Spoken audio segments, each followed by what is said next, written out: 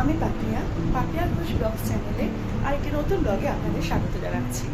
এখন বাজে সকাল 6:30। তো এখন থেকে আমি ব্লগসটা স্টার্ট করছি। আজকে অনেক কিছু কাজ আছে, যেমন আজকে দুটো ভিডিও এডিট করার আছে, তাড়াতাড়ি কাজ বাজ সেরে তারপরে মেয়েকে নিয়ে একটু চুল কাটানোর ব্যবস্থা করতে হবে, মানে চুল কাটাতে যেতে হবে। অনেকদিন ধরেই যাবো করছি, যাওয়া হচ্ছে না। তো সকাল সকাল উঠে ওই জন্য অল্প কিছু কাপড় জামা ছিল, সেগুলোকে ধোয়াধুয়ি করে নিয়েছি।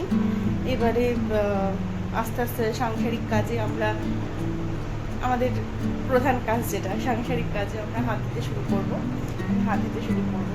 তো এখন থেকে ব্লগটা স্টার্ট করছি, তো দেখতে থাকুন, সঙ্গে থাকুন।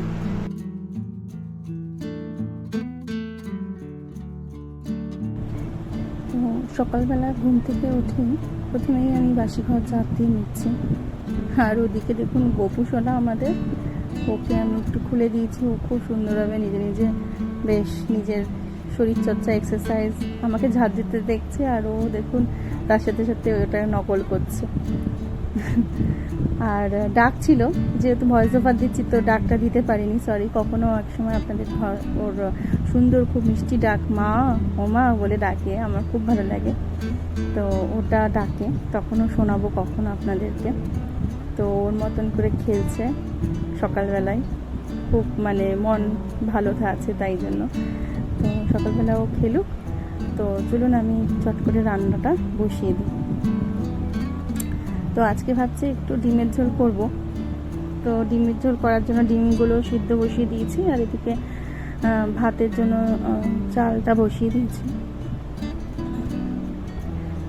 দুধও গরম করে নিচ্ছি, আর এদিকে আর তার সাথে ভাবছি একটু কুমড়ো আর পটলটা ভাজবো লাউ ডাল দিয়ে খাওয়ার জন্য।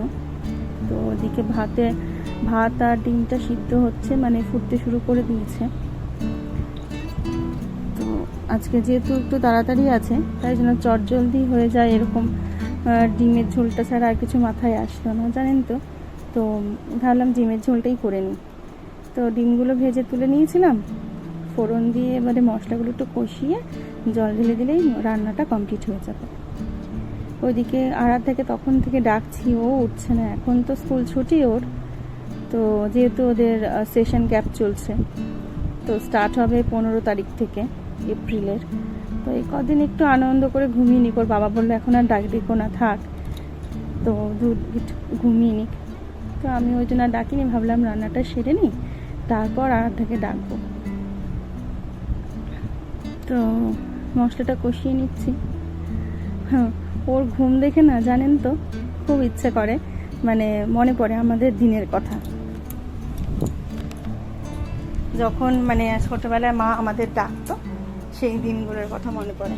আর আমরাও ওর মতন এরকম সহজে উঠতে চাইতাম না তখন। এখন বুঝি যে তখন আমরা মাকে কতটা জ্বালাতাম। তো যাই হোক, ওর বাবা দাদু তো অফিসে বেরোনোর জন্য ভাত বেড়ে দিলাম, ওরা খেয়ে খাচ্ছে। সেই ফাঁকে আমি গ্যাসটা পরিষ্কার করে নিচ্ছি, গ্যাসের জায়গাটা যেহেতু রান্না হয়ে গেছে তাই জন্য।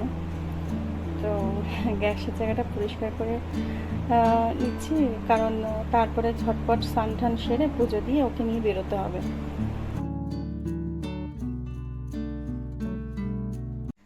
চলে এসেছি স্নান টান করে, এবারে পুজোটা দিয়ে নেব। এত গরম পারা যাচ্ছে না, প্রচণ্ড গরম।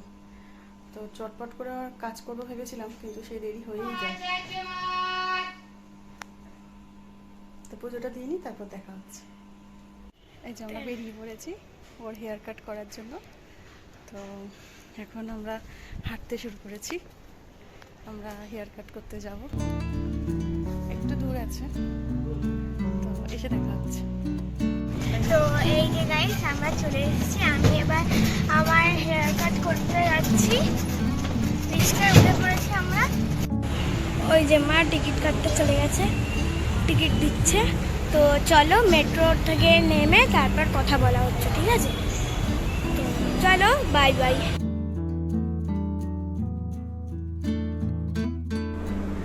এখন দুপুর 3টে বাজে, দেখতেই পাচ্ছেন মানে কি রোদ খাখা করছে। পুরো প্ল্যাটফর্ম জুড়ে কয়েকটা মাত্র মানুষ, হাতে গুনে বলা যাবে, সেরকম কোনো মানুষই নেই। তো এই চলে এসছে আমাদের মেট্রো। আমরা মেট্রোতে উঠেও গেছি, জাস্ট একটা স্টপেজ পরেই আমরা নেমে যাব।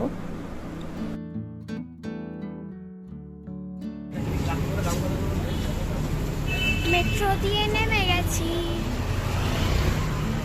মেট্রো দিয়ে নেমে গেছে, এবার আমরা হাঁটছি যাব বলে। তো যেহেতু আগে থেকেই আমরা অ্যাপয়েন্টমেন্ট ফিক্সড করে গেছিলাম, তাই আমাদের শিডিউলটা ও ফাঁকাই রেখেছিল। গিয়ে যাওয়ার সাথে সাথেই ও হেয়ার কাটের প্রসেস স্টার্ট করে দিয়েছিল। আমরা হেয়ার কাট করেও অনেকক্ষণ ওখানে বসেছিলাম। ওই দুজন ওর ছেলেকে নিয়ে এসেছিলাম আমরা যাব বলে। তো ওখানে ওরা দুজন খুব খেলাধুলা করেছে, আমরা অনেকক্ষণ গল্পগুজব করে তারপর বেরিয়েছি। কিন্তু বেরিয়েই দেখি মেট্রোতে সুইসাইড হয়েছে। আমাদের মেট্রো এখন দেখলাম যে সুইসাইডের কারণে বন্ধ হয়ে গেছে। তো আমরা ওই জন্য কাছাকাছি একটা শপিং মল ছিল, ওইখানে কিছুক্ষণের জন্য তো অফ আছে, তো আমরা ওই জন্য সেখানে ঢুকে গেছি। আর সেখান থেকে সোনুর লেগিংসটা পছন্দ করেছি, তো ট্রায়াল দিয়ে দেখুক হয় কিনা। চলো ট্রায়ালের ওয়ে যাও। চলো। সত্যি বাচ্চারা কত ছোট ছোট জিনিসে আনন্দ খুঁজে নেয়। জাস্ট একটা টুপি, একটা টি শার্ট আর একটা লেগিংস নিয়েও কতটা আনন্দ পেয়েছে। মার সাথে কাটানো কিছুটা সময় যেন ওর জীবনে মেমোরাইজ হয়ে থাকবে। তো যাই হোক, আজকের ব্লগটা আমি এখানেই শেষ করছি। আপনারাও ভালো থাকবেন, সুস্থ থাকবেন, আর ব্লগটা ভালো লাগলে শেয়ার করে দেবেন।